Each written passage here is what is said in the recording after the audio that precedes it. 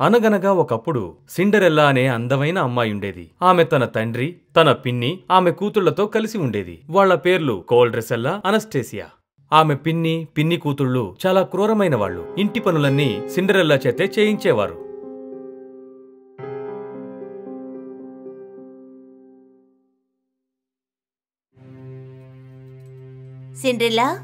Cinderella, time చూసావా? ఇంత time అయినా నువ్వు నాకింకా టీ తెచ్చివ్వలేదు. అబ్బా, తల పగిలిపోతోంది. నన్ను మన్నించండమ్మా, నేను ఊరికే సాకులు చెప్తూ ఉండకు, వెళ్ళు. అప్పుడు అనస్టేసియా సిండరెల్లాని పిలిచింది. ఆ సోమారి ఎక్కడికి వెళ్ళింది? నా బట్టల్ని ఇస్త్రీ చేయమని చెప్పాను కదా, అది ఎక్కడా? మీకిద్దామనే వస్తున్నానండి. అసలు నువ్వు ఎంత మురికిగా ఉన్నావో చూసావా? నా డ్రెస్ ని ముట్టుకోవడానికి ముందు నువ్వు స్నానం చెయ్యి, మురికి గాడిద. ఇదే సిండరెల్లా జీవితం.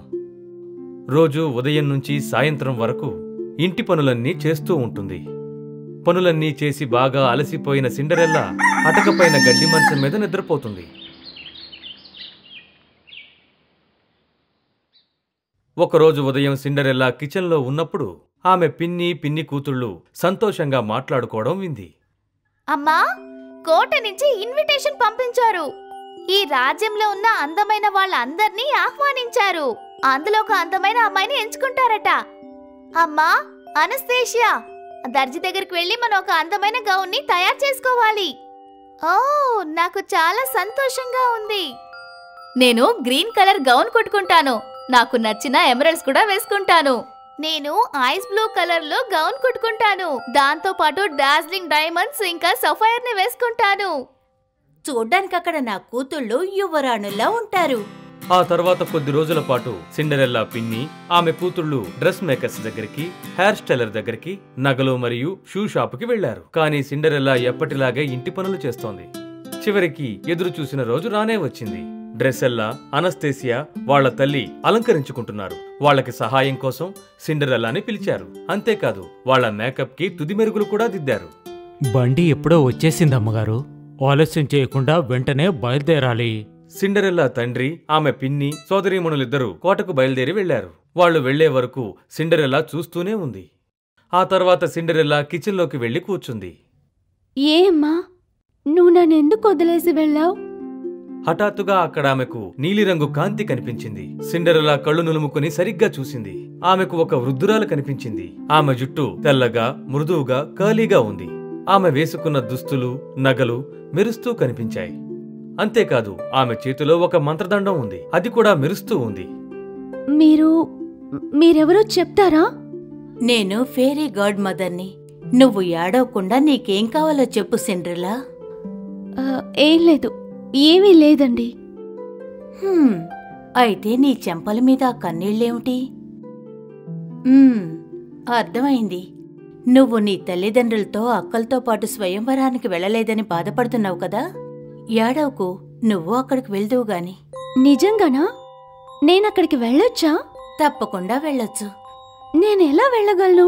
నాకు వేసుకోవటానికి మంచి దుస్తులేవీ లేవు. నాకొక గుమ్మడికాయ దొరుకుతుందా? గుమ్మడికాయ? ఎందుకు? నువ్వు ఎక్కువగా ప్రశ్నలు వేయకుండా నేను చెప్పింది మాత్రం చేయి చాలు. సిండరెల్లా తోటకి వెళ్లి ఒక పెద్ద గుమ్మడికాయ తెచ్చింది. అప్పుడు ఆ ఫేరీ తన మంత్రదండంతో సిండరెల్లా చూస్తూ ఉండగానే ఆ గుమ్మడికాయని ఒక అందమైన బండిగా మార్చేసింది. ఇప్పుడు ఈ బండిని తోలడానికి మనకి 6 గుర్రాలు కావాలి. నువ్వు ఎలుకల్ని తీసుకురా. సిండరెల్లా వెంటనే కిచెన్లోకి వెళ్లి మౌస్ ట్రాప్ ని పెట్టింది.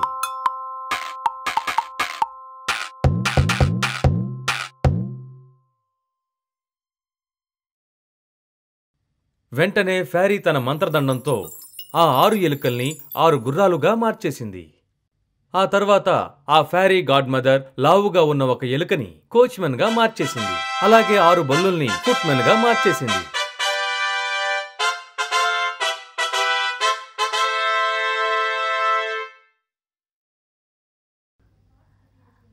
అంతే. ఇప్పుడు చూసావా, అంతా సిద్ధమైంది. ఎందుకు నువ్వింకా విచారంగా ఉన్నావు?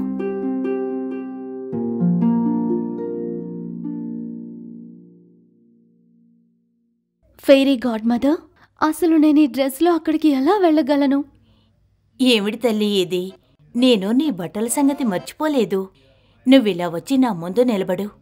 మంత్రదండంతో ఒక్కసారి ఆమెను తాకగానే సిండరెల్లా చాలా అందమైన ప్రిన్సెస్లా మారిపోయింది. అప్పుడు ఆమె దుస్తుల్లో ఉన్న బంగారం, వెండి, రత్నాలు మెరిసిపోయాయి. తన జుట్టు చాలా స్టైల్గా, ఫ్యాషన్గా తయారైంది. తల మీద చక్కని కిరీటం కూడా ఉంది. ఆమె మృదువైన చిన్న పాదాలకి నిగనిగలాడే గ్లాస్ స్లిప్పర్స్ కూడా వచ్చాయి.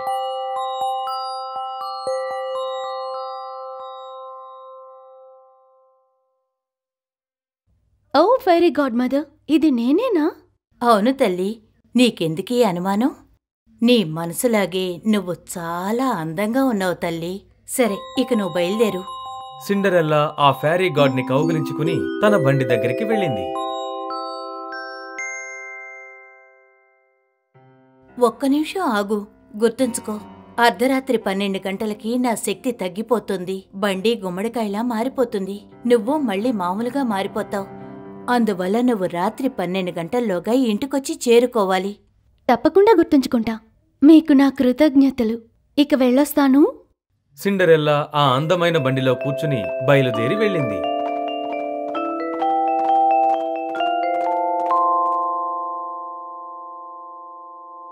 ఆమె కోటను చేరుకునేలోగా వేడుక ప్రారంభమైంది.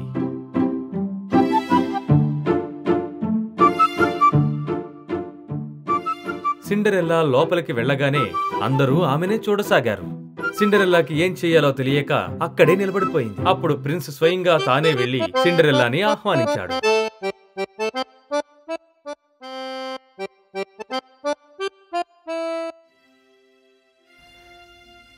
ఇప్పటి వరకు నా జీవితంలో నీలాంటి అందమైన అమ్మాయిని ఇంతవరకు నేనెప్పుడూ చూడలేదు. నాతో డాన్స్ చేస్తావా? సిండరెల్లా ప్రిన్స్తో కలిసి డాన్స్ ఫ్లోర్కి వెళ్ళింది.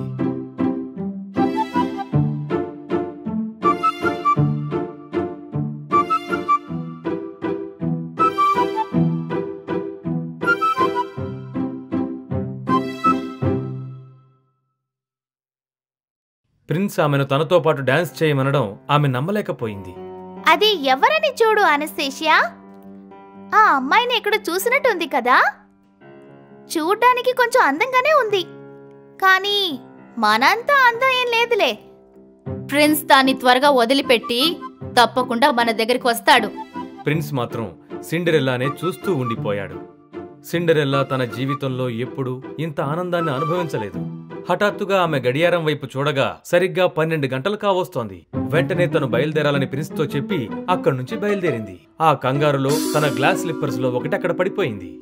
ప్రిన్స్ ఆమెనే అనుసరించాడు, కాని సిండరెల్లా అక్కడి నుంచి వెళ్లిపోయింది.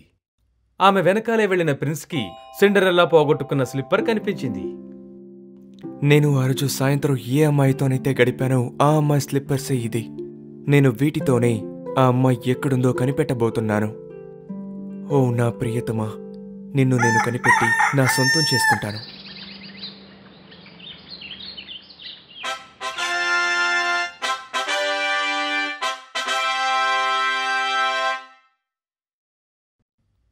మర్నాడు ఉదయం ప్రిన్స్ తన అధికారులందర్నీ పిలిపించాడు. మన రాజ్యంలో ఉన్న అన్ని ప్రదేశాలకు వెళ్ళి ఏ అమ్మాయి కాలైతే ఇందులో సరిపోతుందో తనని ఇక్కడికి తీసుకురండి. అధికారులు ఆ ఊళ్ళో ఉన్న అందరి ఇళ్లకు వెళ్లి ప్రిన్స్ మనసుని దోచుకున్న ఆ అమ్మాయి కోసం వెతికారు. చివరికి వాళ్లు సిండరెల్లా ఉన్న ఇంటికి చేరుకున్నారు. యువరాజు గారు పంపించడం వల్ల ఇక్కడికొచ్చాం. ఇంట్లో ఉన్న అందమైన అమ్మాయిలందరూ ఒకసారి ఈ స్లిప్పర్ వేసుకు చూపించవలసిందిగా కోరుకుంటున్నాం. ఎవరి కాలికైతే ఈ స్లిప్పర్ సరిపోతుందో వాళ్లే ఈ రాజ్యానికి యువరాణి అవుతారు. డ్రిజలా, డ్రిజలా, డ్రిజలా త్వరగా రా. ప్రిన్స్తో అధికారులు ఒక స్లిప్పర్ని తీసుకొచ్చారు. అది వేసుకుంటే ఎవరికి సరిపోతుందో వాళ్లనే ప్రిన్స్ పెళ్లి చేసుకుంటాడు. నాకు బాగా తెలుసు, అది నేనేనమ్మా. నీ సంతోషానికి నువ్వు కూడా దాన్ని వేసుకుని చూడొచ్చక్కా. నీ గొప్పతనాన్ని నీతోనే ఉంచు. ఇలా చూడండి, దాన్ని ముందు నేను వేసి చూస్తాను. అనస్టేసియా ఆ స్లిప్పర్ని వేసుకోవాలని ప్రయత్నించింది, కానీ ఆమె కాలు పెద్దది కావడంతో సరిపోలేదు. ఇదొక చిన్న అమ్మాయి తప్ప ఇంకెవ్వరికీ సరిపోదనుకుంటాను. తరువాత డ్రెసెల్లా కూడా ప్రయత్నించింది, కానీ ఆమె కాలు మరీ సన్నగా ఉంది. ఆమె కాలికి కూడా స్లిప్పర్ సరిపోలేదు. ఎలాగైనా సరే దాన్ని తన కాలికి తొడుక్కోవాలని ప్రయత్నించింది. మీరొకసారి ఇలా చూడండి. మీరు తప్పే ఇంట్లో ఇంకెవరైనా అమ్మాయిలున్నారా?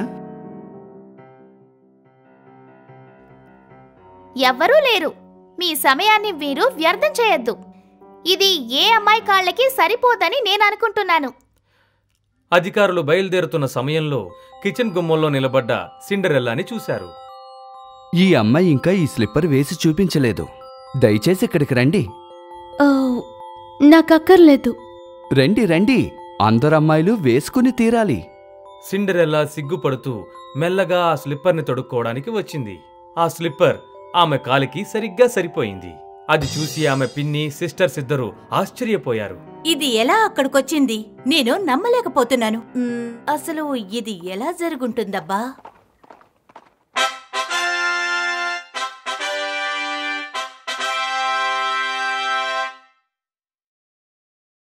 యువరాజా, మీకొక శుభవార్త తీసుకొచ్చాం. మీరిచ్చిన ఆ గ్లాస్ స్లిప్పర్ ఒక అమ్మాయి కాలికి సరిగ్గా సరిపోయింది యువరాజా. ప్రిన్స్ సిండరెల్లాని వెంటనే గుర్తుపట్టాడు. సిండరెల్లా వేడుక రోజు వేసుకున్న ఖరీదైన నగలు, దుస్తులు వేసుకోకపోయినా ఆమెను గుర్తుపట్టాడు. మహారాజు, మహారాణి ప్రిన్స్ ఒక అందమైన అమ్మాయిని కనిపెట్టాడని ఎంతో సంతోషించారు. ప్రియతమా, నువ్వు ఎలా ఉన్నా నేను నిన్ను గుర్తుపట్టేవాణ్ణి. నువ్వు నా మనసుని దోచుకున్నావు.